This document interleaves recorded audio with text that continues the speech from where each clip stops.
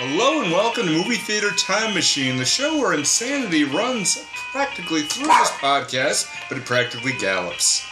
Oh yeah.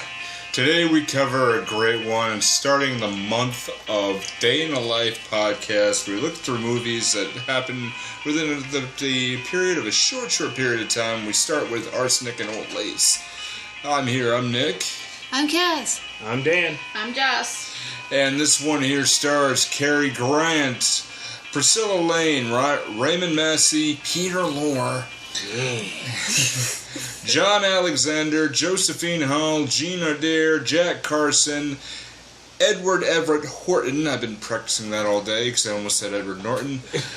James Gleason, and a bunch of other people. And I mean, this movie itself, there is a ton of different people here who are crossing from the silent era into the new era. And really, like, the only three that you really need to pay attention to are, well, four are the big leads of Cary Grant, Priscilla Lane, Raymond Massey, and Peter Lorre, who really just steal all of it. I mean, this movie is one of my fucking favorites.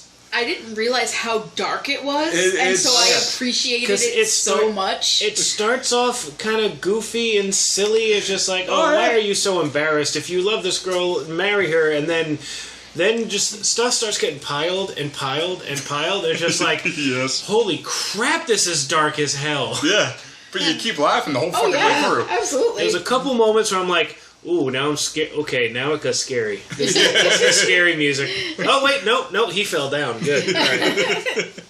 And just for that series, so, I mean, I've seen this a bunch of times. Me too. Yeah. This was the first. Okay, so bit of background for me personally is years ago when I was a sales manager, I used to give copies of this movie away to my employees. Okay. And just some of it begrudgingly accepted, and then some of them were like, yeah, okay, and then some of them were like, holy fuck, that was weird. Yeah. And it still turns into movies every once in a while where they pull it out and let's do it. We're like, yeah, that was really messed up. And this movie itself, like, just to go through some of the, like, I want to go through some fun facts of it, because a lot of movies, you're going to see a theme that this could only exist within a certain period of time. Absolutely. Yeah. And this one, I mean, yeah, you could probably do a remake. Like, there's been a couple of remakes, and Arsenic and Old Lace, the play, has popped up every once in a while. Yeah, there was one in the 60s, right? There was one in 1962, that one, we'll get to that actually later. But it was a TV movie. Chino. Yeah. It was a TV movie that starred a couple of people. Do either of you know The Odd Couple? Yes. I'm aware. Okay. Tony Randall played Cary Grant's role. Okay, I can see it. So it worked, but there are others too. So, Arsenic and Old Lace was a play that was released in 1937 and ran for quite a while on Broadway. Very, very, very popular.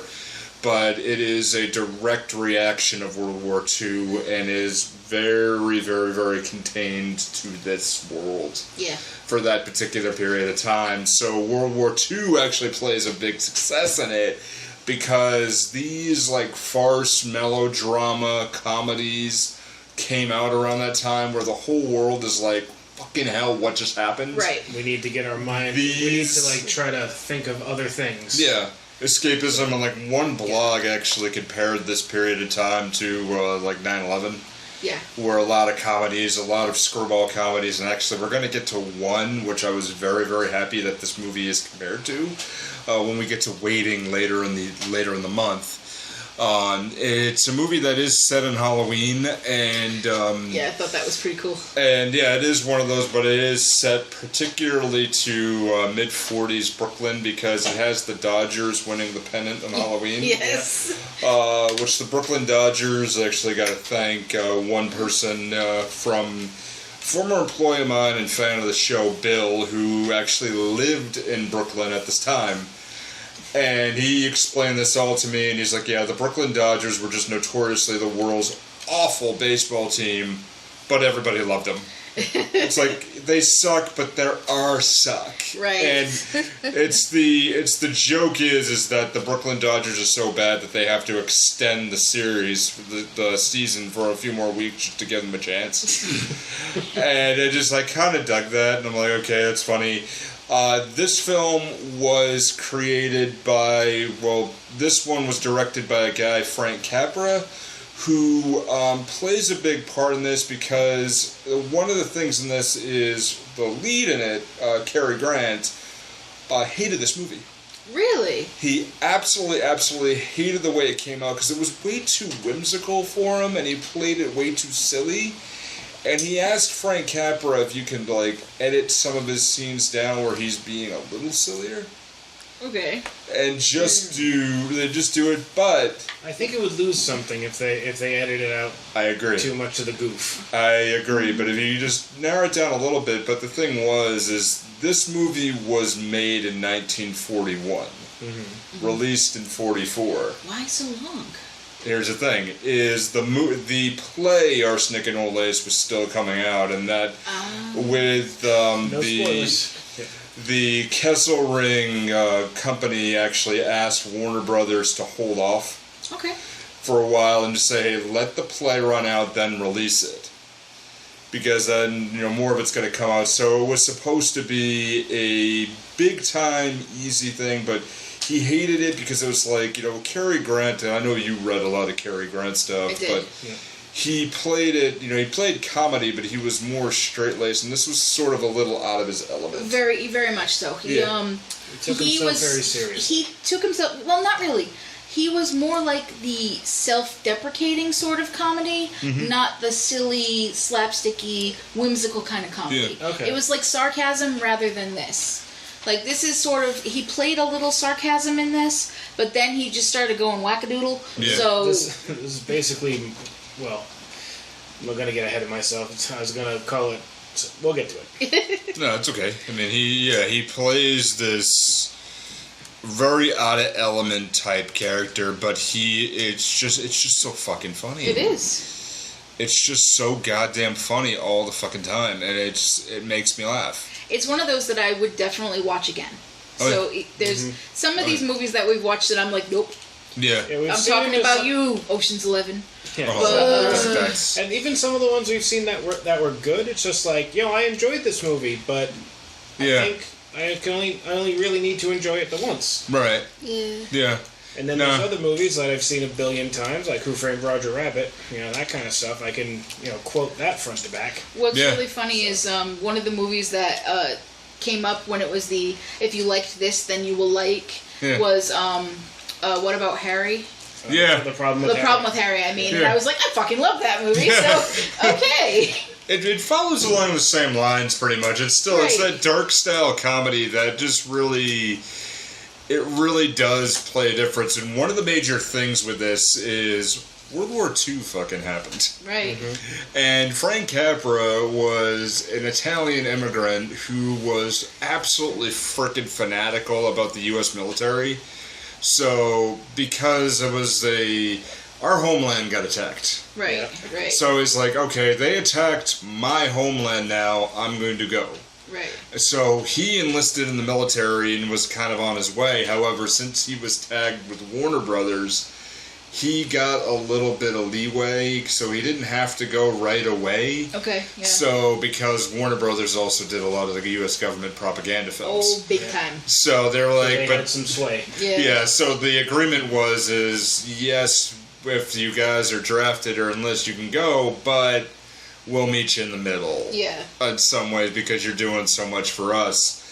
And he had 6 weeks to go ahead and narrow down the movie, but there are goofs in it we're going to get to. Like one particular one, you can hear Cary Grant in his native accent. Yes. Was he supposed to do that? No. I didn't notice. Most people don't realize that he was actually British. Yeah. Like they have no clue. Yeah. It's very quick, but it's towards the end where the doctor's going to take Teddy, and he passes by and he looks at a glass and he takes the glass and sets it up, and Cary Grant goes, "Was he supposed to do that?" It's very, very quick, but I caught it. I'm like, wait, internet. But also, a couple things, too, really quick. This was the Bell Company's French phone was advertised here. Mm-hmm. This was paid for it as well, but that first style phone, instead of the candlestick phone, was was humongously advertised through Bell Company. And the Bell phone was good for bludgeoning bad guys. Yeah. Yeah. Oh, yeah, a little high, please. Okay, thank you, buddy. This was also one of the first movies that put a little bit of a dent in the movie code as well, because the movie code board actually took one scene when the aunts are explaining how they created the poison and blended the poison. Yeah. And they were like, yeah, no, you can't do that because some people might copy it. And basically they went, sure. And Frank Capra went, we're not fucking doing that. Like, watch us. Come on, watch. They're going to try to do it, and nobody said a word. Right. And lastly, one of the cool things with this is there's a gravestone. I don't know if any of you caught it, but there's a gravestone in the cemetery next door. Mm-hmm. Gravestone that says Archie Leach. That's his real name. Yeah. Yes. Yeah, I didn't notice his that. name is it's Cary Grant's real name is Archibald Leach. Yes. What a name. Yeah, I know. There's a reason why he named himself Cary Grant. Yeah. There's a reason for that. Yeah. But Archie Leach was from Frank Capra did also a movie called His Girl Friday. Yep. Which they did recently before that, but where Cary Grant mentions that he shot Archie Leach dead. Mm-hmm. And it was just a quick nod to anybody who saw that. And one last thing is Aunt Martha, Jean Eyre, actually, where Cary Grant was in a vaudeville act, actually fell very, very sick with fever. And Jean Eyre actually nursed him back to health. Oh, that's nice. I was going to say, was it yellow fever? Yeah, it's still here. And also, one other interesting thing, since everybody does true crime podcast, listeners who are white people, why don't you go ahead and look up Amy Archer Gilligan? Okay? These are the murders that this story is based on. That name sounded familiar. It does sound familiar. It's based on a nurse / caretaker of a home in Windsor, Connecticut. Yes. Yep. Mm-hmm. From 1907 to 1917, where she would convince people to sign over all their money to her, and then she would just poison them. And there's about 13 people who died. I remember hearing about this on My Favorite Murder. She was actually she had the spotlight on. There's a documentary series that's like it's either called like Women Who Kill, or something like that, or like Snapped. Deadly Ladies, or it's not Snapped, but it was like Deadly Women. That's the name of it, Deadly Women. It used to be on Netflix. It's no longer on Netflix, but she was one of the highlighted ones. Yeah. That's how I learned about it. Yeah, and this movie was portrayed in You Must Remember This. Mm-hmm. The podcast where they went into that in very, very, very good detail too. And then she, I don't know if any of you have heard Karina Longworth. Again, the name sounds familiar. Yeah, if you heard it, you heard it. But she has this very somber tone of You Must Remember This podcast of, oh yes, it's very good, won't you? And she's just remember, don't poison people, folks. Good night. And I love this. It's like the sign off of Sawbones. It's like, and remember, don't drill a hole in your head. One last fun fact on this too. There's all these jokes. Well, who does John Brewster look like? Boris Karloff. Yes. And do you know who originally played John Brewster? I'm guessing Boris Karloff. Yes. Yes, and he was unpleased about being called that. He looks like Boris Karloff. But Boris Karloff was actually playing John Brewster in the play, but also they were doing this, and this was a really big hit. It had 1,444 performances on Broadway. Wow. Which is still really super high up there and done really well. And but also like they couldn't take him away, and he's like, no, I'll do the role, fine, I'll do the movie. But he's like, well, maybe you can go ahead and get Humphrey Bogart to play me in this role. And they're like, nah, that's not going to work. You're going to have to find somebody else. But I'll sign a paper for it. Like, and Boris Karloff laughed through the entirety of the movie for this. Fantastic. Like, he's like, you know what, you're right. And Boris Karloff actually, when the TV movie actually reprised his role in the 60s. And supposedly, I didn't see it, but supposedly they went with this version of the screenplay where it's like, you look like Boris Karloff. He's like, no way. So it's like, I'm Boris Karloff, no kidding. All right. I should hope. It's available on Amazon, the 62 version. It is available on Amazon. All right, yeah. Yep. All right. It was actually the first one that popped up. That's why I was like, what? Yeah. No, that's not the one. Yeah. Oh, yeah, that's right. We had the same deal, yeah. All right, so this, this movie... I've been dying to do this on this show for years. I couldn't wait to see this one. It's just, it's so dark, it's fucked up, but also you all get a little bit of a better look into my head. And there's actually a couple of scenes where you're on the edge of your seat going, come on. Come on. Yeah. Oh, God. Yeah. Like, damn it, Teddy. Yeah. Jesus Christ, come on, man. Charge! That was... I would have done that. I actually planned. I was going to back up all the way to your door and then run and go charge, but I knew Chino would have freaked the hell out. Chino would have like, what's going on? Oh, God, what's happening? Yeah. Yeah, but there are some of those, you're right, like the scenes where he's... where it's like they're about to drink the wine and he's all tied up and then like, the bugle goes off and like, yeah. Like, do it, damn it, Teddy. And I actually like... That bugle the timing is awesome, though. Yes, the bugle scared the shit out of me, too. Yeah. The whole... I really liked the doctor. I really liked his character. Just because he's drunk on snaps. He's drunk all the time. And Johnny, that's wonderful. And he's just like... I really don't want to do this anymore, but if I try to leave, he's gonna kill me. So I'm just gonna drink and say fuck it. And look how he's trying to get I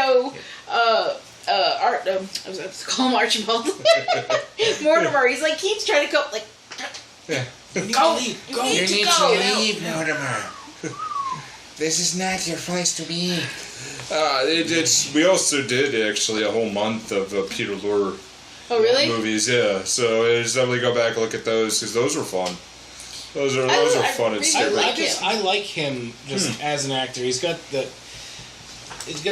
greasy, oily little guy thing down. He's not like Igor, you know? He's a cartoon. Oh, absolutely. Pretty much. Yeah, he's a cartoon. Everybody here is a cartoon. Yes. In this particular one, yes. Yeah. Including the murder grandmas. Yeah. Murder grandmas are awesome. I don't care what anybody says. What did you put? Now, okay, I said, like, I know the characters in the play and in the movie are supposed to be sisters. Yeah, like, they're his two aunts. Okay, sure. However, I prefer to see them as like an elderly lesbian murder couple, and they're just living their best life. Imagine that theme song.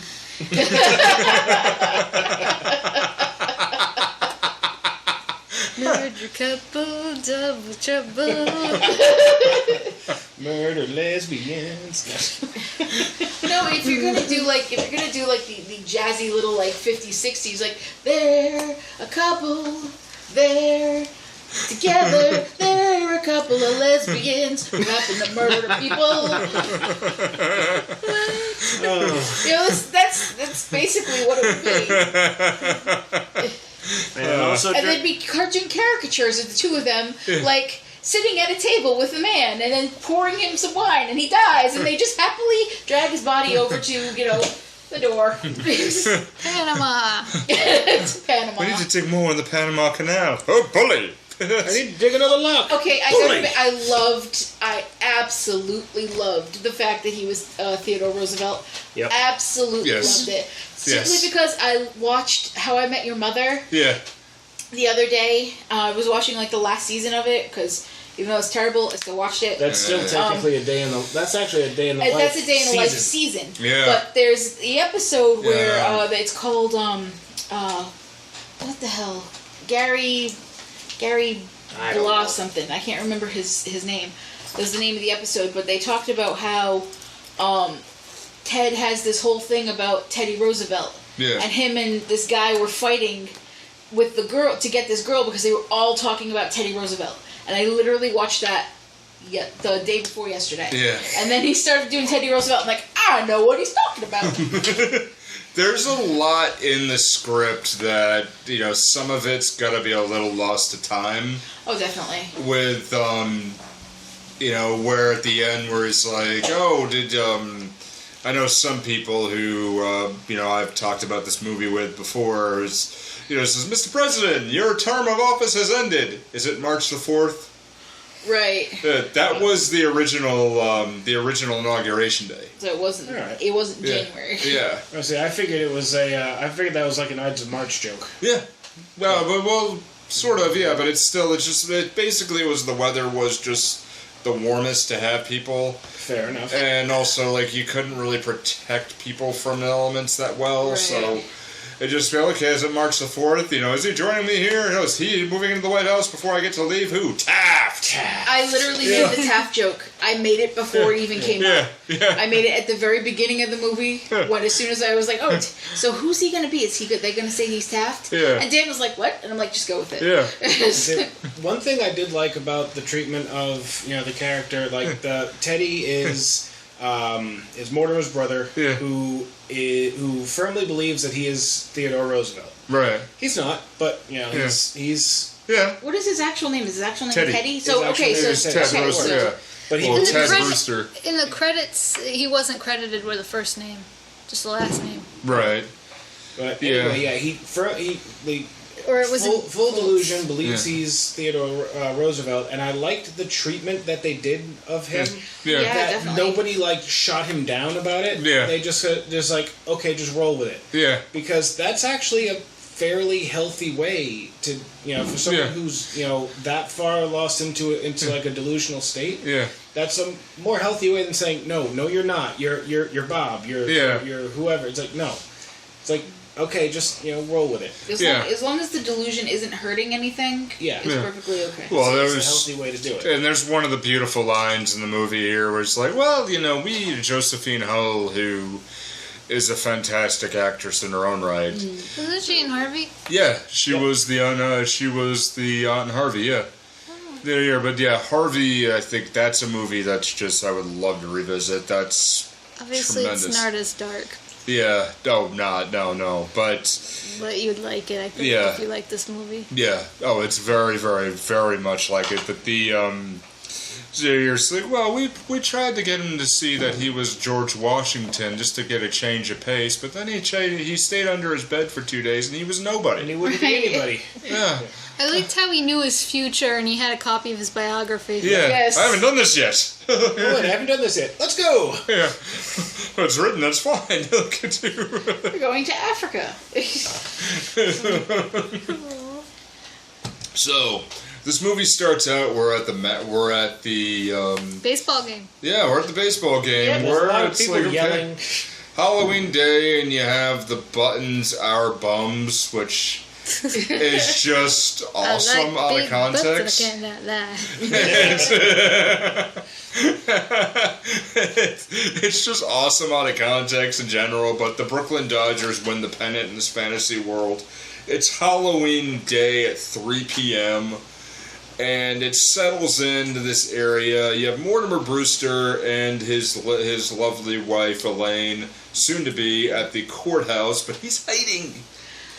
At first, I wasn't sure what he was trying to portray. Yeah. At first, I'm like, okay, are they making him like a famous actor or something? Yeah. I didn't realize he was supposed to be a critic. Yeah. A literary career. Mostly plays and stuff. He was like a playwright critic and a marriage critic. There's Yeah. also super outspoken about how marriage is dumb and it's ridiculous and why would you do this kind of thing. And Yeah. So and- he's a massive hypocrite. But he found the right person. I mean, for me personally, Found the girl next door. yeah, Literally. literally right Next there. door, Yeah, yeah. But also for me personally, I think I've known a lot of people who have been together for ages, Oh, and they're practically married anyway. Right. You know, and it's like, you know, even if you just said, like, oh, we're married, nobody would be worth the wiser. Anyway. Honestly, the only thing about that piece of paper, it's not so much, it's a promise to yourself and to your spouse. Yeah. But in reality, it's more like, you're legally bound to whatever the fuck I do. And now vice versa. And now we get your health insurance. That's pretty much it. Yeah. You know, I am now your next of kin. Like, this it's also a piece of paper where you can, when they get frustrated with you, you can say, hey, you chose me. Yeah. You signed that paper willingly. I did. Yeah. I did. Yeah, and you didn't say I do. I did not say I do. No. I said, yeah, sure. Yeah. Mm-hmm. I did too. So I'm like, sure. And she went, hell yeah. He said I do, and they asked me, and I was like, yeah, sure. Yeah, it was still for me personally, like, I have an aunt and uncle who have been together for a better part, I'm going to say 45 years. Mm-hmm. Never been married, but have grandkids together, and genuinely, like... It's like, are they happy? They're fucking ecstatically happy, and they're an awesome couple. I don't really like Gene Simmons as a person, but he has a phrase that he tends to use. He's been happily unmarried to the same woman for however many years. But he uses that phrase kind of lewd. Yes, he does it. I don't like him. Yeah. But the sentiment kind of... I get the sentiment. Okay, I'll give you that. Yeah, and what was the book that he wrote? The one Mortimer was currently working on was Mind Over Matrimony. Yeah. Yeah, and some of the others... It kills me that that's a good title. Yeah.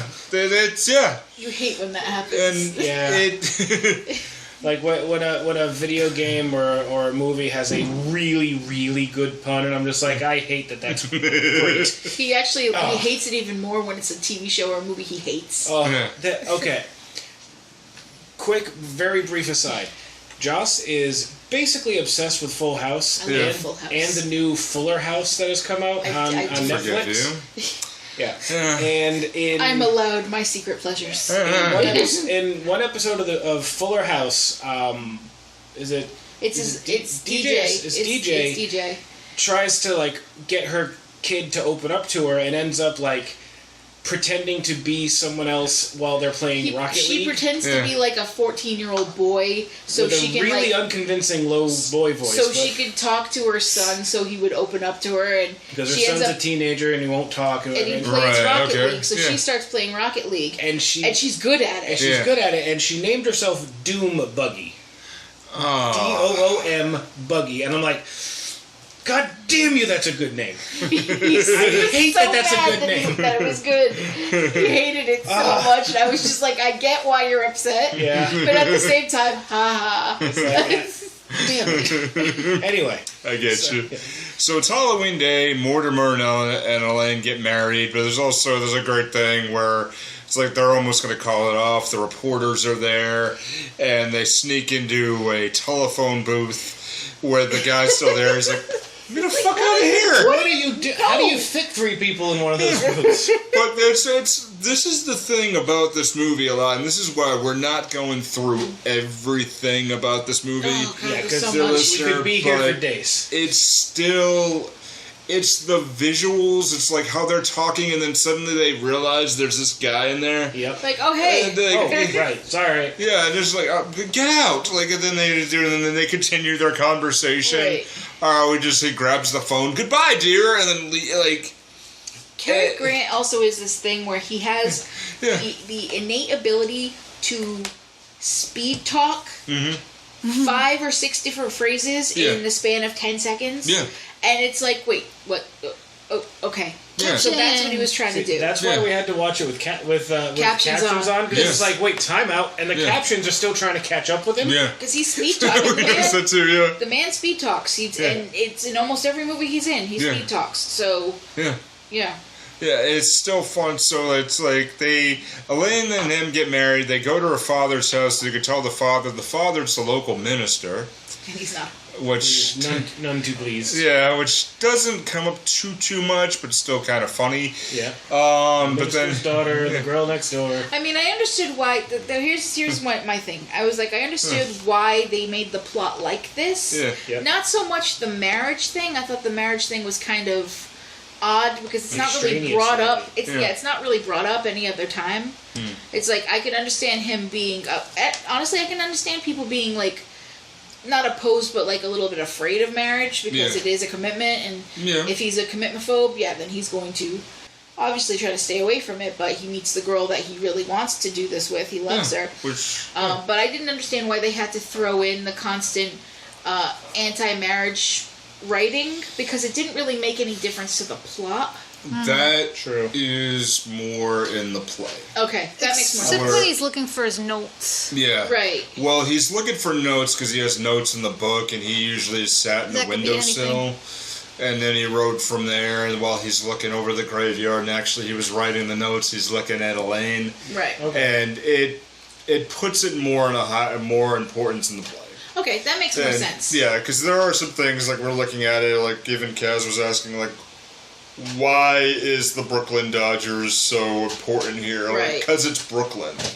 Because it's Brooklyn. And this is the point where Brooklyn is still really resisting becoming part of New York. It's like they're their own thing at this point. And like, no. Even now, like, New York City still envelops Brooklyn, but Brooklyn still has its own identity to it's its own this day. thing. Yeah, absolutely. To this day still. So it still is what it is. And even people who are from Brooklyn will be like, oh, I'm from, oh, you're from New York? I'm from Brooklyn, damn it. Right. So it's still there, but you're from New York, Queens, but close enough. Yeah. It's the boroughs. It's the 5 boroughs. Everyone who's from there is going to say where exactly they're from, not New York City. But, it still will be, oh, yeah, I'm from New York City, yes, but I live in Queens, but it's Brooklyn, I'm from Brooklyn. Yeah. Well, it's like when we say we're from Massachusetts, and people are like, oh, Boston? I'm like, yes, that's the only thing in Massachusetts. It's Boston all is of everything. Boston. Yeah. Yes. Yeah. If you ever go west of Boston, there be dragons. That happened actually when I was in Canada, and everybody insisted I was from Boston. I'm like, I take a trip down to Rhode Island. You went all the way to Rhode Island?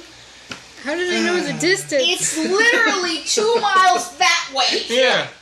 Our old apartment, you could spit and get a Rhode Islander. You could walk 2 feet and you would be in Rhode Island. Yeah.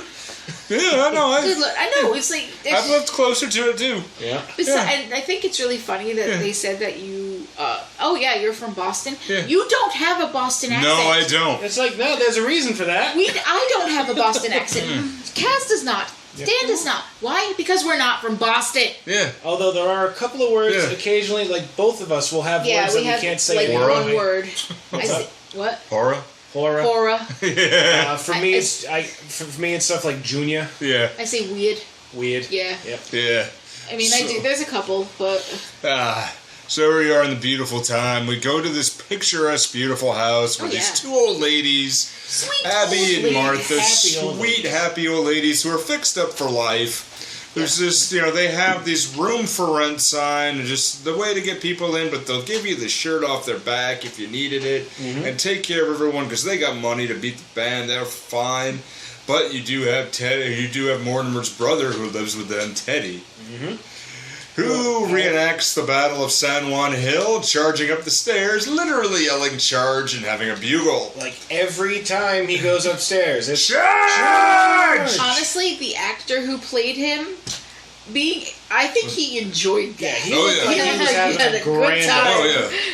Oh yeah. There were so many times, and Dan, you remember The Office I worked in, and where my desk was always at the end of a row, and I could tell specifically when it was really super slow, and then I'd see somebody start at the end of my row, and then bend down, face first, head forward, and run to my desk yelling charge. And it's just, I'm like, I dig that. I dig that, but it's still, everybody I think loved what they were doing, and so, Mortimer gets in to explain he's been married, he's trying to find his notes, and he sees a man in the window casing, window seat, that it's referred to, and it's like, no, my God, there's a body, wait, Teddy's killed the man. Teddy's going mad. It's right before that, though, like when the 2 sisters are together and they're having tea with the the minister,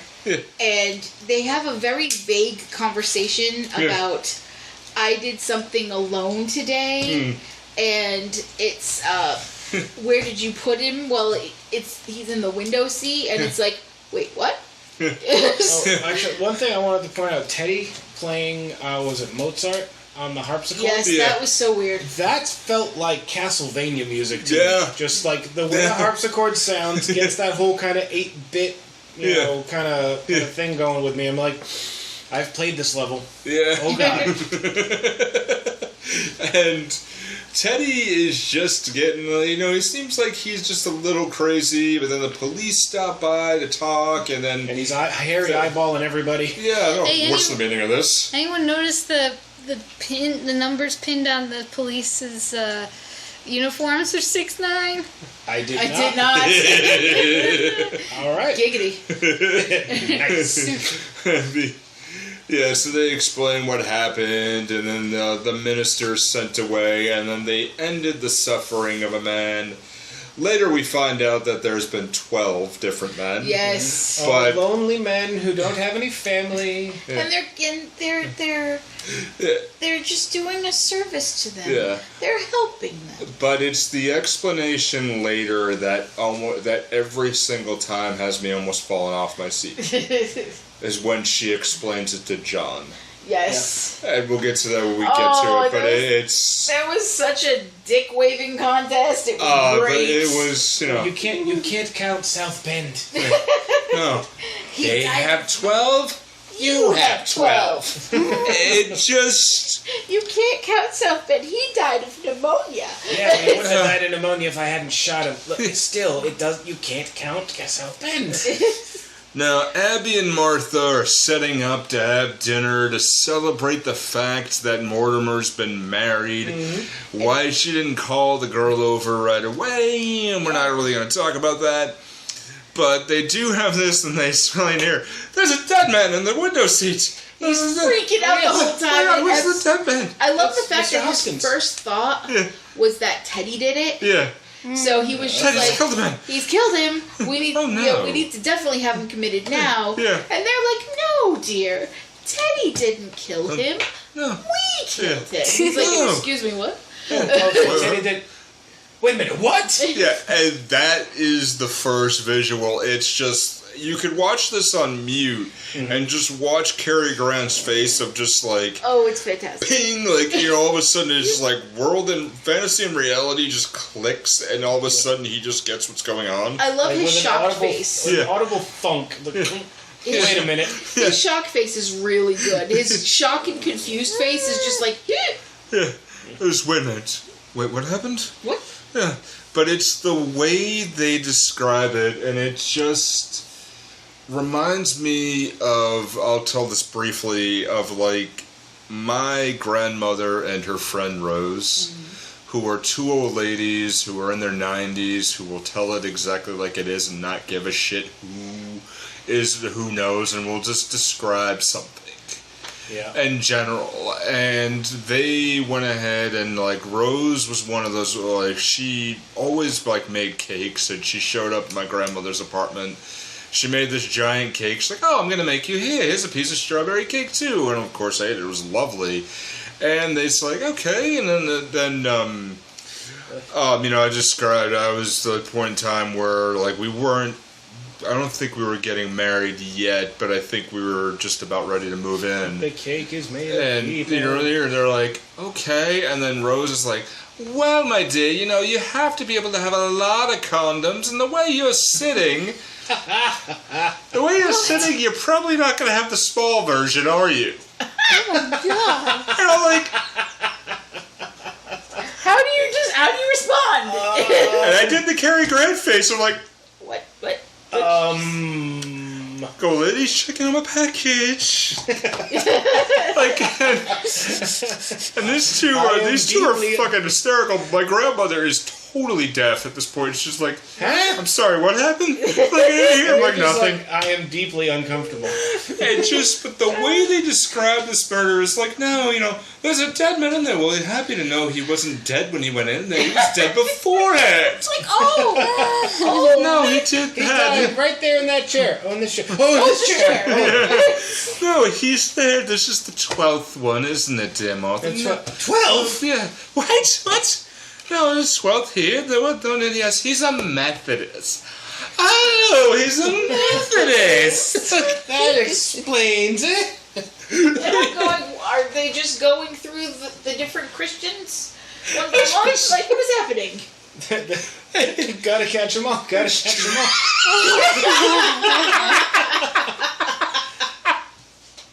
It's just the dryness of these two, just how they could have done this. And this movie itself was shot, which I love it, which brings, in a couple of weeks we're going to talk about a movie that was shot in 2 days.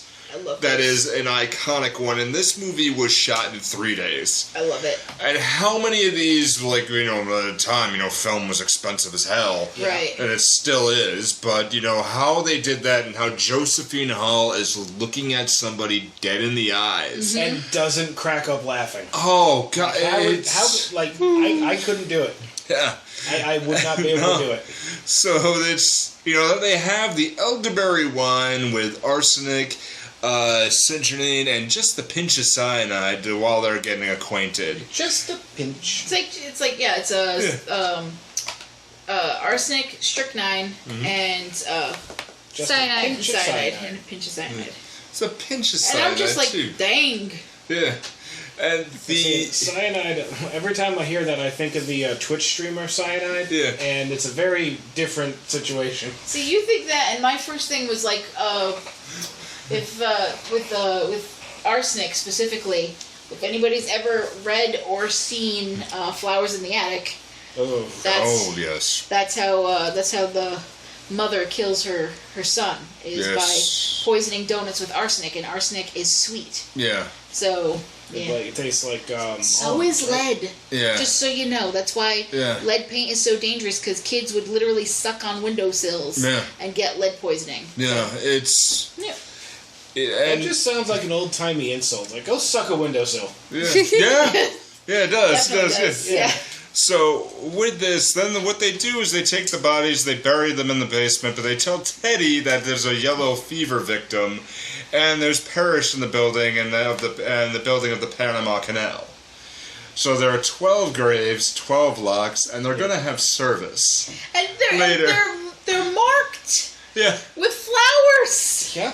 It's like, Because these you're old not ladies- trying to stop this at all. They You're not just- trying to hide it. They just don't... It seems like they don't really get what they're doing. Well, No. it's when you find out later on, like, what the whole family's like. It's like, Yeah.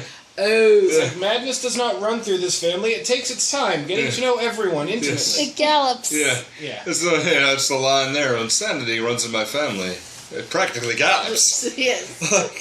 And while Mortimer also is trying to get everything taken care of, but Teddy's got to get committed, so he's got to call places. He's got to go to Happy Dale Asylum. I'm sure it was exactly as happy as you'd think. Which It didn't sound bad. Was, It was did, George but- Clinton there doing musical numbers? all the people there all set up and then all in one room, Yep. all in the same room, right next to the madman. Because that's a good idea. Yeah. And look, these walls got padding. This is great. Charge! Charge! No, I Yeah. just love the line, we have so many stairs. Oh dear, Happy Dale And at has first- so many At stairs. first, Mortimer wants to get Teddy committed, but the Oh, I guess the director of the place says, "Oh, we've got 4. we have so many Teddies. We have so many Roosevelts. Could he be Napoleon Bonaparte? Like, yeah, we're full up on Roosevelts. Could he be Napoleon, perhaps? It's like, it doesn't work that way. We never know if he has a plan for what to do about his aunts. Oh wait, actually his plan was to live with them or something. Yeah. Yeah. Well, yeah, to make sure they don't kill anybody else. Yeah, well, yeah, he was. He was sort of thinking on his feet, though. It wasn't really thought out because not much of what comes out of his mouth after this point is thought out. He wasn't living in Brooklyn, though. No, he wasn't. He wasn't, because he mentions a few times that he crossed over into Brooklyn. I'm pretty sure he was living in Manhattan because they would not have shown Manhattan at the beginning of the movie, right? And made a very distinct junction. So I'm pretty sure he was living in Manhattan. There's a number of bridges. Well, there's the Brooklyn Bridge, right? You know that connect Manhattan. You can see one of the bridges, whether it's the Brooklyn Bridge specifically or not. It's like literally just in the background, like beyond the house. The other thing too is he's a theater critic as well as a writer, so he's got to be where there are theaters. He's got to be near Broadway. At least. Yeah. So I mean, he's not there, but they do mention that he doesn't visit all the time. Right, but he's been visiting more since he saw the girl next door.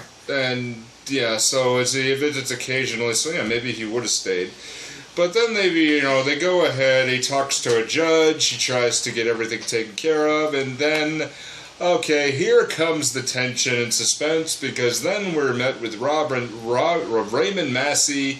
We meet Jonathan, who hasn't been around in over 20 years, who has no relationship with the family. No. He's like some kind of horrible criminal. Yeah. It's obvious that that he was sent away once he hit a certain age because he used to do terrible things to his brothers. Yeah. So... And this character had light inspiration for the character of Sid in Toy Story. That's not surprising. You know what? I can see it. Yeah. Except Sid ends up being an okay kid, which is weird. Sid grows up to be a trash man. Yeah. Well, for the first movie, though, when you see it, it's like, okay, this kid's psychotic, Yeah, this could come up and he could be Jonathan. Right. Jonathan also arrives with the plastic surgeon, Dr. Einstein. With my favorite person. Dr. Einstein, I'm sure that's his real name. That's his real name. Wait a minute. And it's, Jim Gaffigan has a great joke with Einstein. It's like the name can go one or two ways. It could be something really dumb or really smart. Right. Thanks, Einstein. Yeah, like, thank you, Einstein. Oh, your baby's like going to be an Einstein. He's great. Oh, he did something stupid. Way to go, Einstein. Right. Depending on the sarcasm used or not. And Jonathan's a serial murderer who escaped out of Indiana, and he has his latest victim, Mr. Spinoza. And they do amazing things, and just the way that this was all set with the changes where they're looking into the window seat and he pops in the window, and I also like the whole the scene that the entire place is dark. Yeah. Like the entire scene is just darkness and shuffling. Yeah. But you know exactly what's happening. Mm-hmm. It's like it doesn't you don't actually have to see it, you know what's happening, and then when there's the light when they open the door, and then you see the silhouette of Teddy going down the stairs backwards, which is really funny because a long time ago in a house that we were living in, Dan had to walk backwards down our cellar stairs because he was so tall. The stairs were fairly steep.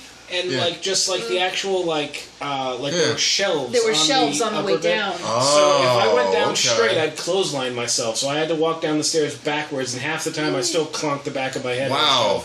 Yeah. And this is actually good because that's actually a good note with it. But we didn't notice that. Like it's really make sure if you have an HD TV and you watch this on Amazon, listeners, definitely look at it. Mm-hmm. Yeah.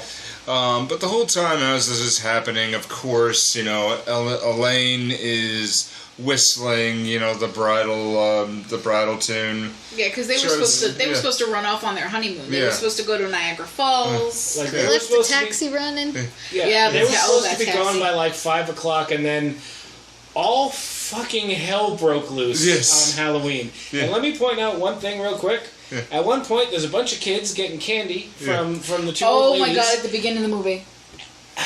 1941 Halloween masks are fucking terrifying. Yeah. They really are. They really are. Oh my god. That's why, Halloween was originally scary. It's like, look Jesus at these Christ. goblins at the door. Jesus, what is this?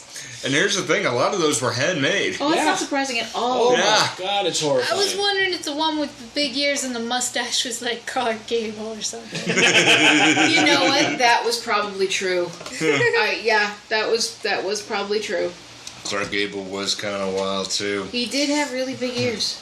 And with that, when we back up a moment here and just talk about the fact that Mortimer and Elaine were almost doing it in the graveyard, but thank God they had that giant tree in front of the camera. Right. Yeah. They're out here and they do that. And with that, it's a good time to go to our sponsor. Adam and Eve says the best part of staying at home is playing at home.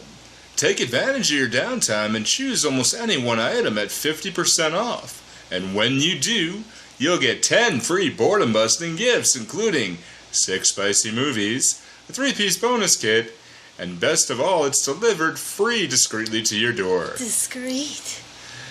Just remember to use your offer code MTTM. That's MTTM at checkout. A&E has thousands of products make you so glad you're staying at home. Sex toys make being at home so enjoyable. Hell, even shopping at home is more enjoyable when you're shopping for sex toys. Pants optional. So go to adamandeve.com and use that offer code MTTM. 4-letter word. Thanks so much, and back to the show. All right. I love that ad. Okay. So we have the insanity is starting to come around, and I love how surprised Jonathan is to discover that his aunts are murderers. Oh yes, my god, okay. it's This so scene. great. He's just kind of walking in circles going, what? No, what? No, Yeah. no. Wait, you have this? You've done what? No, but it's the backup of Peter Lorre Yeah. who's Yes. doing it too. Like, they have 12, you have 12. And it's amazing. I just love the fact that it turns into a pissing contest because he's so upset that his aunts are tied with him that he's like, I need to get another one in now. This is nonsense. Like, this is not right. Mortimer, They have where 12. are you? Yeah, but he's also drunk as hell and Oh, yeah. snaps. He's like, no, this is wonderful. And then there's the way that the line Josephine Hall says, it's like, oh no, that's one of our charities. Yes. Makes me. It's just the way she's just, oh no, that's one of our charities. Makes me crack the fuck up every fucking time, like as the billion times I've seen this movie. And see, the moment that got me in this movie, it's not a line or anything, it's a visual gag. That after they've said that they've done this, 12 times, we've sent them on. Basically, what they're doing is taking lonely men and freeing them from this mortal coil so that they're no longer lonely. Yeah. I mean, their hearts are kind of in the right place, I suppose. But at one point, Mortimer tries to leave. He grabs a hat, puts it on, and they stop him. And they're like, no, that's Mr. Hoskins' hat. He freaks out and throws the hat, and he takes off. And then I think it's like Abby comes over, just picks up the hat, and she's just talking. Dust it off. Just dust it off, and she's talking about something else, and just opens this big double cabinet, and there's 11 hats in this cabinet. She just puts it on the shelf and closes it back up. Doesn't make any mention of it. It's just like hats. I'm like, okay.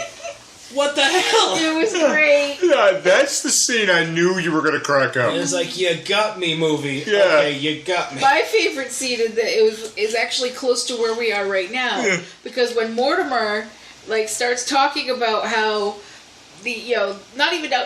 just checking the window seat to see if the guy's still there. He opens it up and there's a completely different guy in there, and he's just going, "What just happened? I've been gone for 20 minutes. How? You promised. You promised you weren't going to let anyone else in.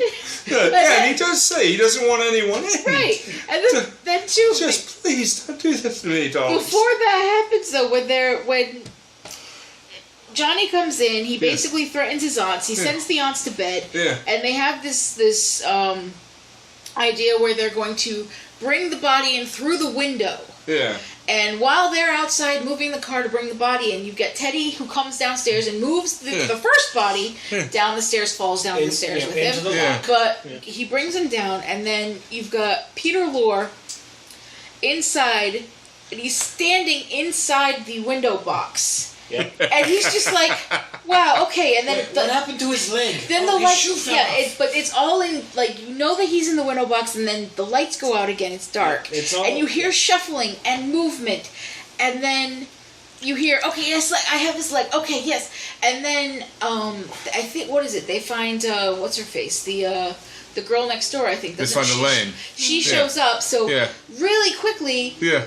Dr. Einstein hides him in the window seat, but doesn't tell Johnny he hid him in the window seat. Yeah. So while all of this is happening and the aunts come down or whatever, Johnny is so confused. He has no idea where the fuck this body went. And he's looking around. Like, he looks under the table, he looks in the corner, opens the kitchen door, and he's like, Dr. Einstein is a great doctor and apparently a magician. And I was just like, magician. Great! And like, all they could see is like his shoe. Because his shoe fell off, and it's this random shoe. He just kind of picks it up. He's just holding the shoe, and he just puts it on the table because he doesn't know what else to do. And then Mortimer later on, when he shows it, he picks up the shoe and looks at it. And he's like, "Wait, what? Why is there a shoe?"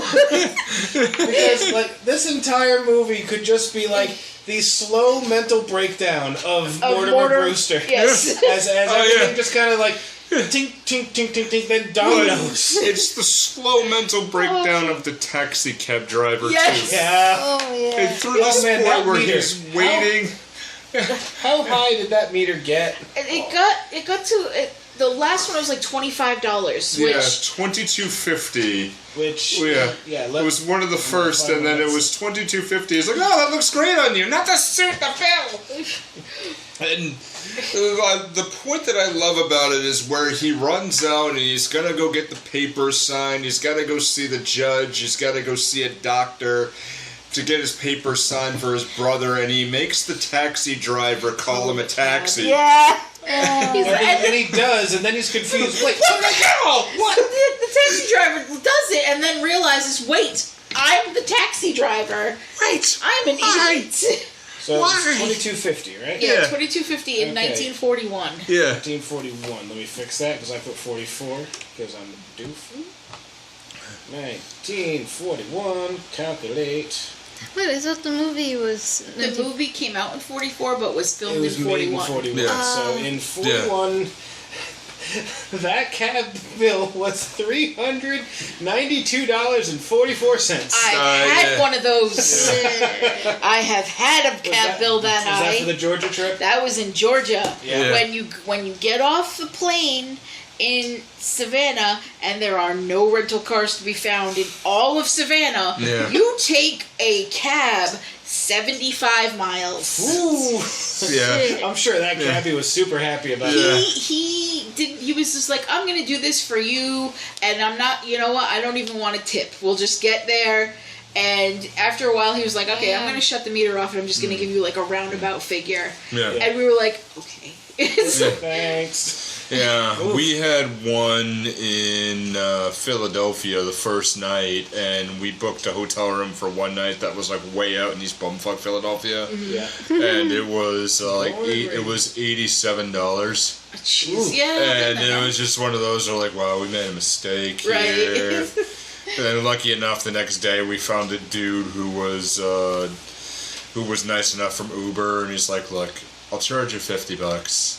And I'll get you where you need to go. And he gave like all of the very nice old German man. I cannot remember his fucking name, but if anyone knows this guy in Philadelphia, like he gave us all everything we needed to know about downtown Philly. Nice. Like everything and where to go, and gave us a map and like told us like if you get into Chinatown, go find this place. It's like told you where to go find the go get a cheese whip. Yeah. Like where to go, and like if you get lost, here's how you navigate your way back to your hotel. I'm like, oh, Wonderful, thank you. Like, and it just like if anyone does know it, just please, thank that man because he's a very, very nice guy, very, very old too. I hope he's doing so okay. hopefully you're doing all right, Yeah, sir. very, very, very. No, but stay fit, safe, buddy. Fit but old, and he's like, oh hi, and I was like, I think at some point I might have just blacked out for a moment, but I swear he put his teeth on the dashboard for a moment. Just a moment. I don't think he did that, but I think it was just a piece of gum. But I'm just like, I'm so tired. And I was like, did he just? Fuck it. I'm gonna take a nap. And this was actually good because we're getting into the points here. So Elaine, it's really good because Elaine's trying to be able to convince her, what the hell's going on? Where's my husband? It's like, what the hell? Yeah, you went in that house and then suddenly we're acting like we're not married again? Yeah. And I've been trying to get your attention, damn it. Yeah. And trying to find everything, and then she is also, like, trying to figure out what the hell's going on. Teddy also refers to her as, that's my daughter, Alice. Yes. Which is really, really a super jump cut, because he did have, Theodore Roosevelt did have a daughter, Alice, who was from his first marriage. And Alice was the party one. Oh. Yeah, so it's just kind of like, I'm like, ooh, okay. And That's a deep cut. And, so they try to adhere, so they tries to frantically control the situation, but Mortimer's trying to figure it out, and to the point where he's just trying to get everybody all together and then staring right at Elaine in the face. Oh, Elaine, how are you? Oh. And what are you she's here? like screaming like he's trying to kill me. Yeah. And it's just going in one ear and out the other because he is so freaking distracted. He is He's beyond got like frazzled. He's got so many things going on. He's trying to get his brother committed. He's trying to figure out how to save his aunts and try to get them to stop murdering people. Yeah. He just got married. And meanwhile, his brain the whole time just wants to go into a blue screen of death and just be like, no, we need to reset. This is not okay. Oh, and then his brother shows up. Yeah. His other brother shows up. And there was a point earlier where he's so frazzled he almost drank the elderberry wine. Yes. Oh. Too, actually. And his aunt's at the side was like, Mortimer, no. Oh, shoot. Yeah. Get out of here, you want to die, get out, what's wrong with you? Yeah, he saved that man's life. Yeah. There, so to draw attention away from the aunts, to deprive them from the from their willing but uncomprehensive compliance, Mortimer tries to file paperwork to get Teddy committed to the asylum. Going everywhere, going through chain, worrying that genetic predisposition for mental illness resides in him, and that's the beautiful line where he's explaining it's like, I don't know if we really should go through with this marriage here, honey. I'm sorry here, but insanity runs in my family. Practically gallops. So Teddy's a little bit weird. Who the hell cares? Who knows? Right. No, like, it's the sweetest women in the world. This comes back later. Yep. So Mortimer explains to Elaine that he can't remain married to her. She gets pissed off, but then we have the doctor, Dr. Livingston, who shows up. Yes. And then Teddy takes them all around the graveyard, talking to him, and he's Dr. Livingston. That's what he presumes. Yeah, I loved it. I loved it. I thought that was Probably great. the 40th time I've watched this movie. I never caught that, but I laughed my ass off. I'm like, that's just so quick-witted and beautiful. It was great. And so there's, the doctor trying to get him to sign the paper. Oh, yeah, I'll commit that man to anything.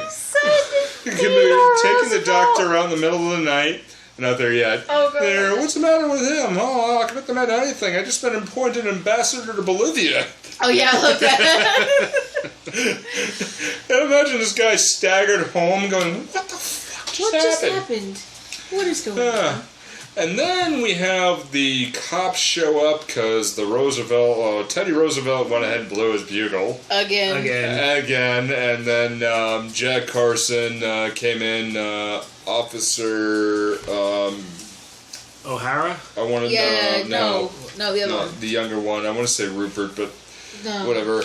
The cop that's taking over is O'Hara. Oh. Yeah. Oh, it is? Okay. Yeah.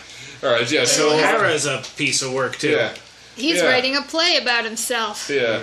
And his mother. Yeah. And he won't stop talking about it. It's like, dude, be a police. Yeah. Yeah.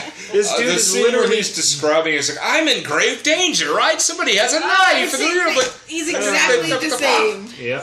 I'm like, right, Chino, yes. Yeah. But It's like your feet are in grave danger if he tries to bite the fly. yes, so all the cops show up, everybody's fighting, and they knock out Jonathan, and then they realize, okay, don't you realize there? And then the lieutenant shows up, and I'm like, yeah. And the lieutenant feels like a proto-George Carlin. Yeah. I didn't even put that together. He really does feel like prototype George Carlin. Oh, God. A little bit. Yeah. People win. I've been up for 48 hours straight. What is wrong 13 with you? bodies in the basement. Yeah, hell. And then we have it so that everybody, they arrest him. Okay, you guys even read the circulars we hang up. You know that he's been wanted in Indiana for murder. He escaped the insane asylum. Oh, I love the fact that they're like, everyone's like, oh, he looks so familiar. Why does he You look look so like familiar? Boris Karloff. You look like Boris. Yes, I know. Yeah. I'm not him. And this results there from a great fight, and then So many fighting off screen. Yeah. They're fighting off screen, and you've got Cary Grant sitting in the stairwell. he's just totally given up. Just totally giving up, kind of talking to himself at this It's point. like he's He's holding the they're phone. fighting. He's Okay, looking good. completely disheveled. Yeah, fine. Just Look, smoking they're a fighting. cigarette. Okay, Just fine. yeah, okay, whatever.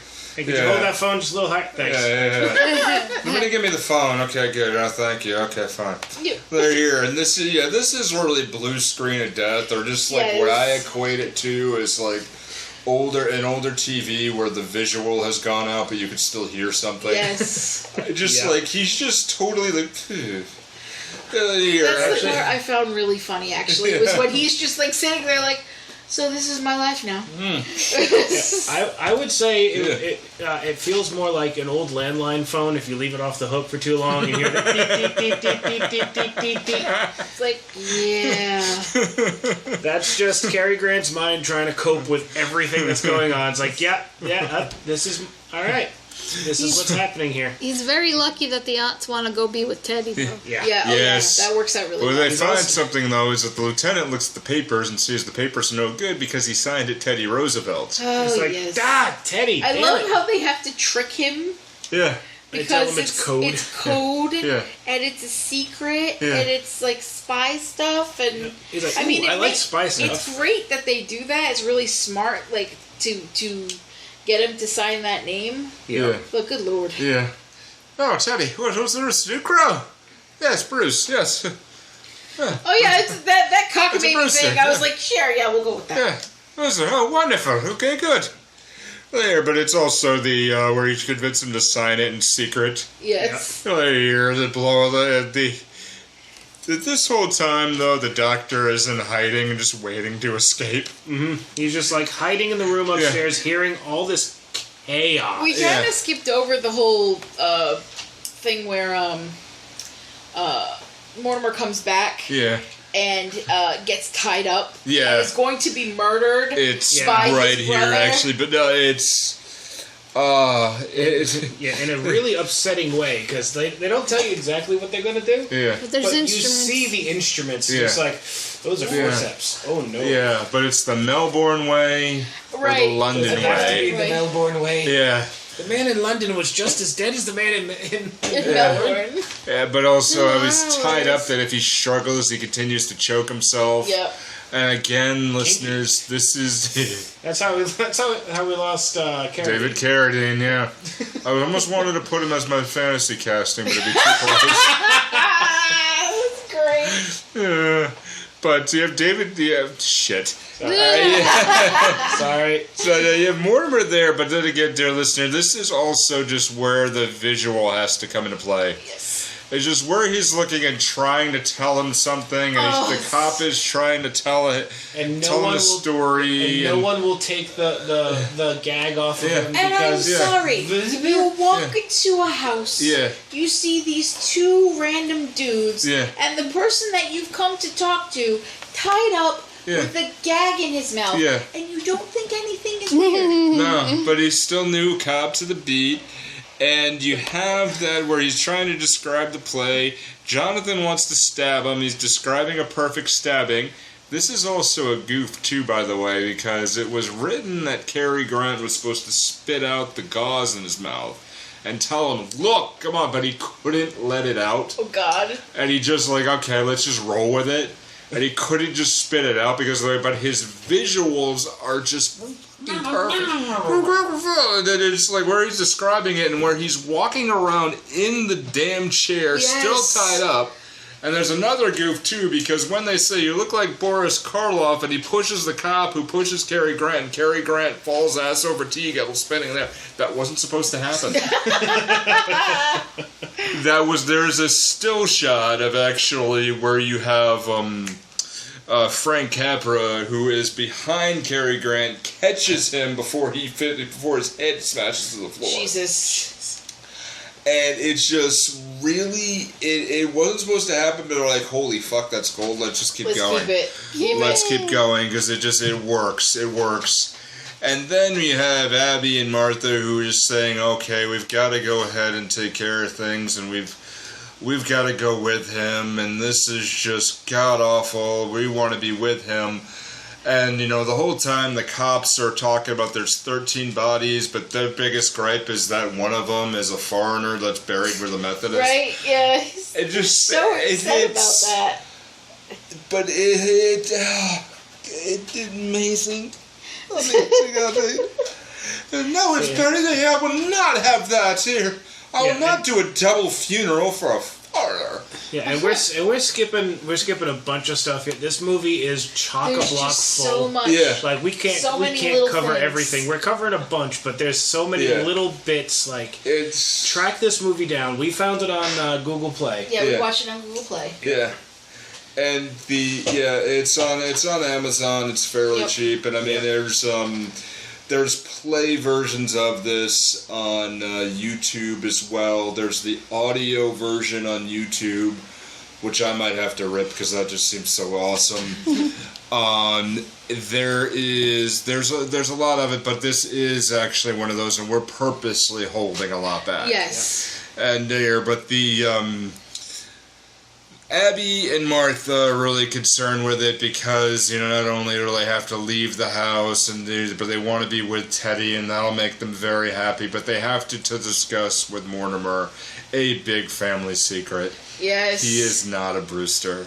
Yep. He was the son of a sea cook. No, when they started to tell him, like, this family secret, I sat there and made the joke, like, you're adopted! And then literally, like, 9 seconds later, it's like, you're not really a Brewster. I'm like, fucking called him! Huzzah! Which kind of makes sense because he doesn't have that many. He doesn't have psychotic tendencies. No. He's a little neurotic. Yeah. Oh, But a little. yeah, well, but he's and not. This Halloween did not help matters. No, but he's not crazy. Yeah. Not like the rest of his family. I do love the whole thing. Like your mother worked on like a boat or something. Your mother was a cook. Your father was a sea cook. A sea cook, and on a boat. Yeah. And she came to work for us, and then and she was a few months later she had you, and then she married our brother. Yeah. Brother went ahead and took her in, and we just went ahead and left it that way. Mm-hmm. We never discussed it further. Yeah.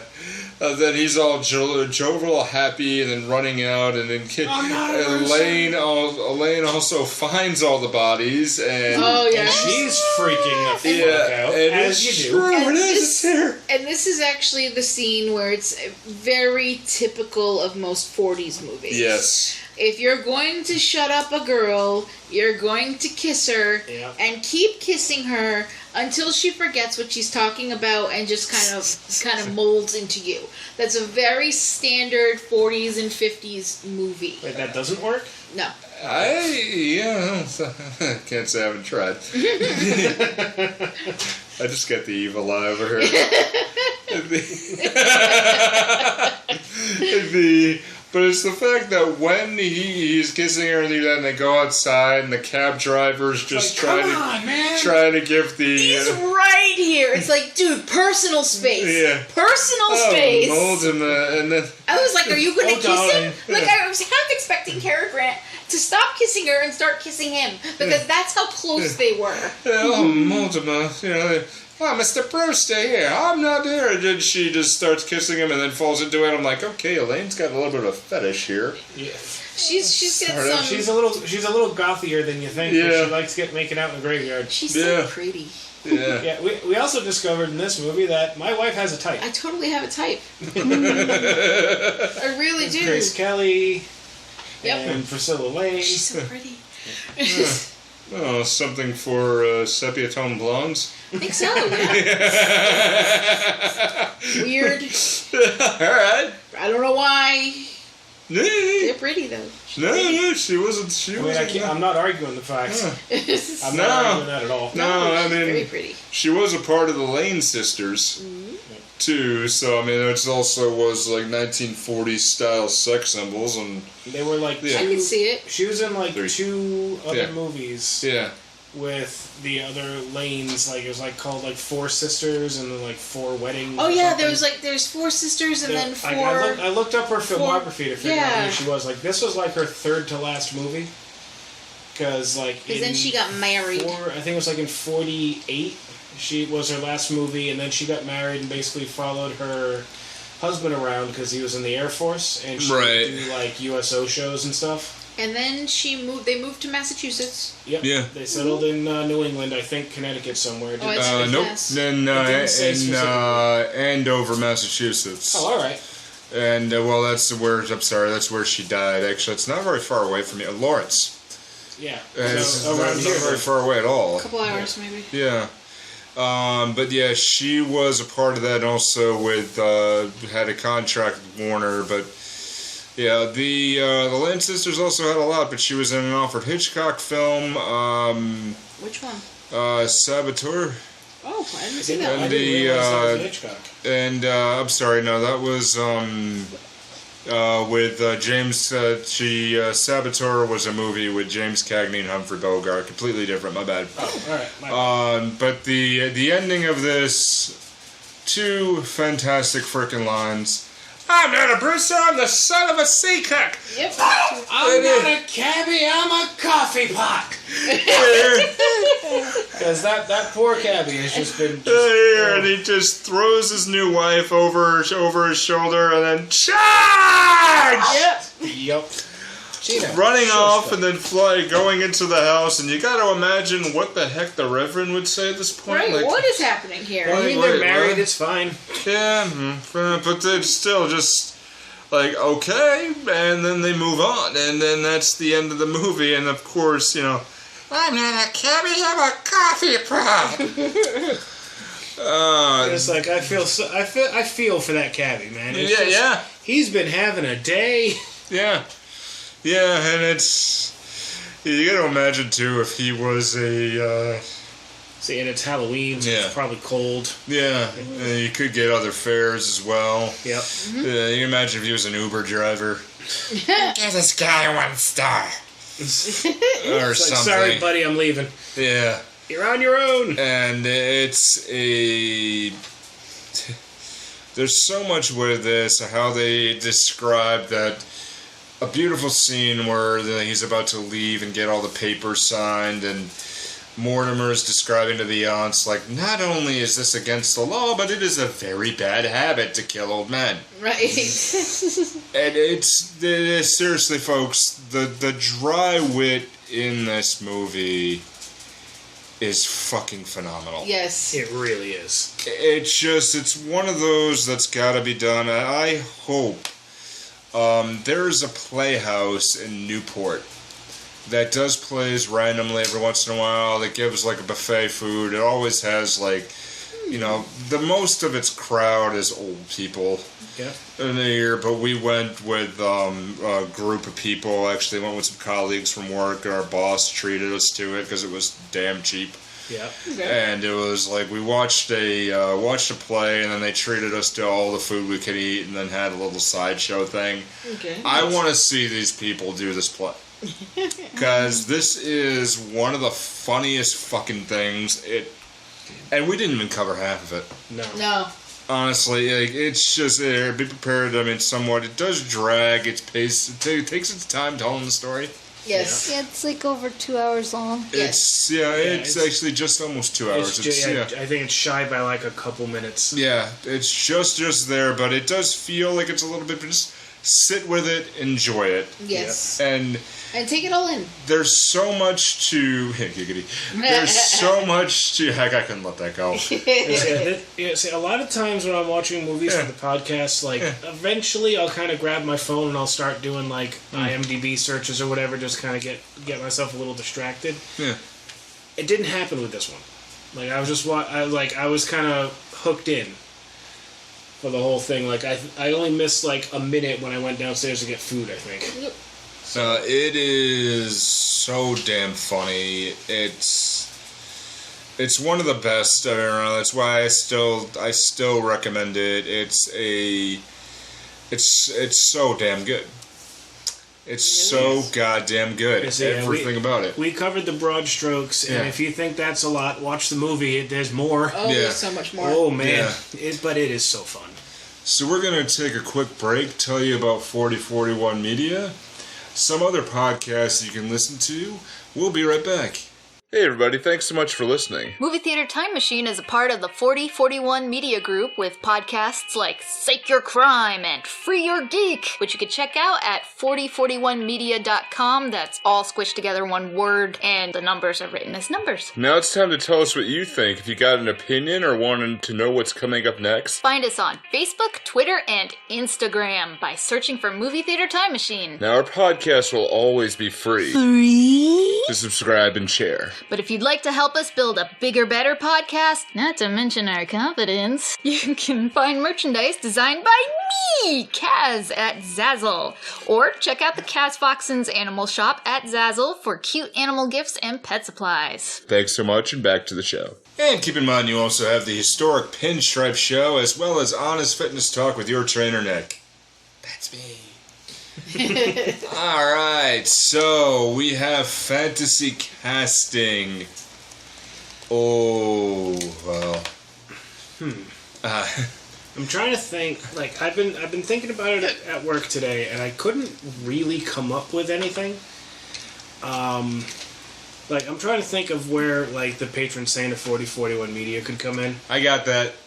All right, I was gonna say the doctor from Happy Dale. Okay. That was my thing, but I don't know. I thought it'd be funny as Johnny, actually.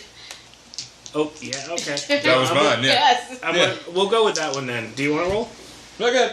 All right, we'll go with that one then because that's way better than what I had. It's 23. 23. Yep. Yeah. Welcome back, Chris. All right. I find, you know, I've been all over. Mortimer, you know what I used to do to you. It's like, no, I have 13. So if he's Johnny, then can we get like Danny DeVito to be Dr. Einstein? Can I offer you a nice egg in this trying time? I'm doing that one. 12. Shit. Wah, wah, wah. Alright, I'm gonna attempt it, but I could just see. Yeah, I could just see that though. Danny DeVito's too busy being stuck in a couch to be able to. Fuck! I'm drunk on snaps. that or he's too distracted with this point Schwarzenegger. Look, why don't you go ahead, bang the old broads, and let's go ahead, bury the body, and get the fuck out of here. And these are my aunts. Oh. Well, I'll bang the old broads and let's get the hell out of here. You trash. I know I just basically went with Frank Reynolds because I could have gone with everything else. I could have gone with the father from Matilda, but... Yeah, that's where my brain went. Yeah. Whenever someone says Danny DeVito, I just kind of default to the Penguin. Yeah. See, it's weird because I don't, and I probably should, but I actually see him more for, like, because I watched every 80s movie on the planet. Yeah. Romancing the Stone. He's in the first one. Yeah, Yeah, he's a major part in the first one, so. Oh, good one, huh? Alright, so I've got to go ahead and roll because I'm going to do 2 and I'll take the better of them because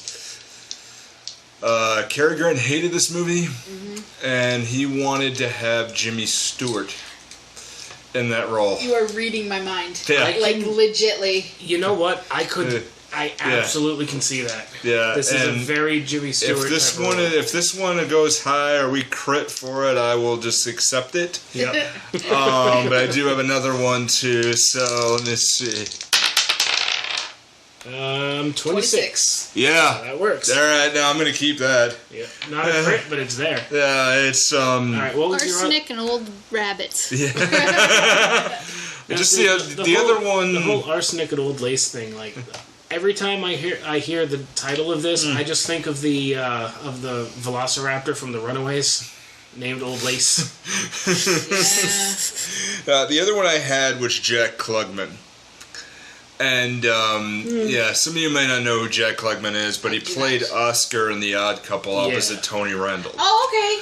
Yeah. And Jack Klugman is also one of those that gets very easily frazzled. And I mean, that could work, but I think Jimmy Stewart works way better. Yeah, I would agree, but it's just he wanted to have Jimmy Stewart play the role instead. But, you know, he still went ahead with it because he was under contract. You know what would have been really funny if that actually happened? Yeah.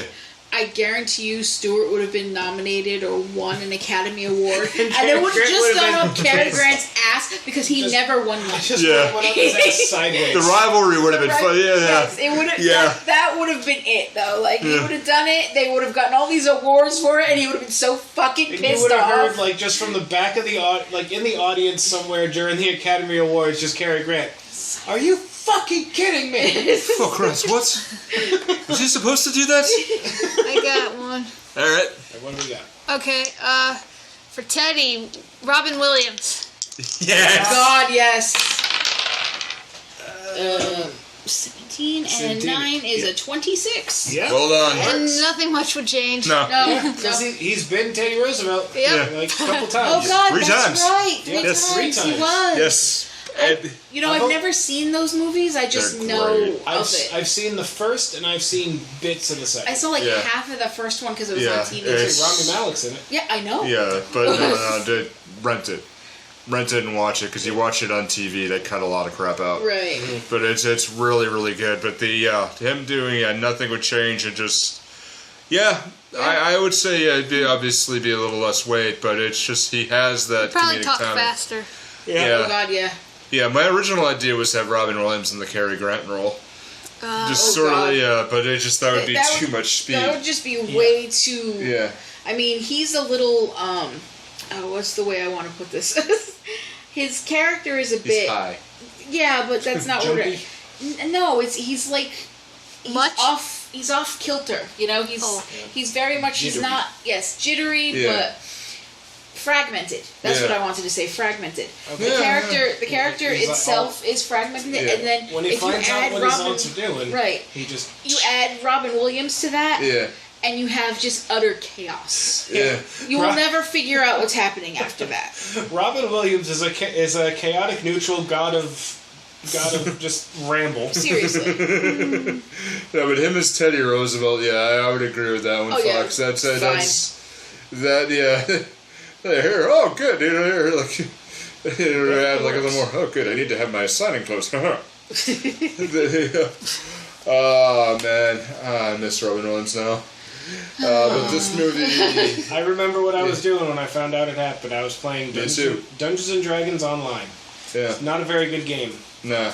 And it was like in the local chat, someone said, "Dude, Robin Williams died." Yeah. And I'm like, "Bullshit." Yeah. And then I kind of tabbed out, and I'm like, "Oh fuck, Robin Williams died." Yeah. Damn. I was at work. Yeah. I was so sad. I was playing a game too, and my mom called, and my mom was just totally lost. Yeah. And I remember that, but it's still him in that role. Yeah, it would be great. But just seeing him, he also played was it Man of the Year, where he played the president. Yes. Too, which that's not that great. He was good at it. The writing was bad, but yeah, I would say that one here. But we have Jimmy Stewart, in the Cary Grant role. Yep. Robin Williams, Christopher Walken. Yeah. Those three as brothers, fuck. Right? I mean, I mean, how could it not be a blockbuster? I want to know if you've got a Mortimer, do they call him Morty? And if he's a Morty, is there a Rick around? Yeah, Morty. Morty, yeah. He'd be the dead grandfather. Yeah, he's with the Rick lab. Rick is the cop. He doesn't belch nearly enough. No, but he probably would. Oh, you know? jeez, He here went you go. drinking. Oh, Remember 12 this people. cop. This cop waited in a bar for 2 hours Yeah. while he was on the clock. He's the poison booze. He turned himself into booze Yep. instead of a pickle. Oh, jeez. Oh, jeez, here, man, you got 13 people buried in the basement. Oh, my God. 12. On Cocktail Onion Rick. Little weird aside. They have Pickle Rick Pringles. I saw this Oh, yesterday. thank you. If you like pickle chips, they probably taste similar. I don't know, but I Okay. really don't want to eat anything that says pickle and Rick together. Okay, now here's the thing. As I understand it, I've not watched more than like half an episode, but as I understand it, Rick and Morty is a really good show. Yes. Dan Harmon is a fucking lunatic Yeah, we genius. watched quite a bit of it, yeah. Yeah, Dan Harmon is a lunatic genius, and it's a fun show. Yeah. But Rick and Morty fans Are toxic as are fuck. the fucking worst crazy. thing on the fucking planet. Yeah. It's Szechuan sauce. Look up how to make it yourself, you assholes. Yeah. Not very hard to make either. No. Yeah. No. Alright, folks. So, we're going to go ahead, wrap this one up. Hope you've enjoyed this. We will continue next week with a day in a life search. We are going to go from Brooklyn. We're going to head out west. We're going to go ahead, take a look at the movie High Noon starring Grace Kelly. Yay! Also special as well is we're going to have Joss and I are going to go ahead and do a little thing for a week after. Yep. Keep in mind with the program notes, we will have the Breakfast Club. Yep. So we jump down to the 80s where we go ahead into Shermer High. Yep. See what happens there, and then we cross town into a shenanigan. Oh, God. We go to Shenanigans for dinner. And Say shenanigans again. Is Yeah. it really shenanigans? Yes. Because you know that's the eatery in Office Space, right? Yes. No, in Office Space it's tchotchkes. Oh, I thought it was shenanigans. Shenanigans was So- Super Troopers. Oh, right, So right. we go to Shenanigans here, which is the movie where basically every star in the aughts fucking explodes on screen. Yeah, pretty much. I'm looking forward to it because I haven't seen it. And then that one we have there. So we look at Days in the Life and we look at the impact that it has and why these types of movies come up, because they're all historically significant. See, I'm going to start having flashbacks to working in fast food again. No. Oh, well, hey, we did it too, so I understand. I am the lucky one out. I think. Alright. So we'll enjoy this one, and please go ahead, find Arsenic and Old Lace. It is worth it. Absolutely. So we will go ahead and do more. Be good. Take care of yourself, but don't be too good.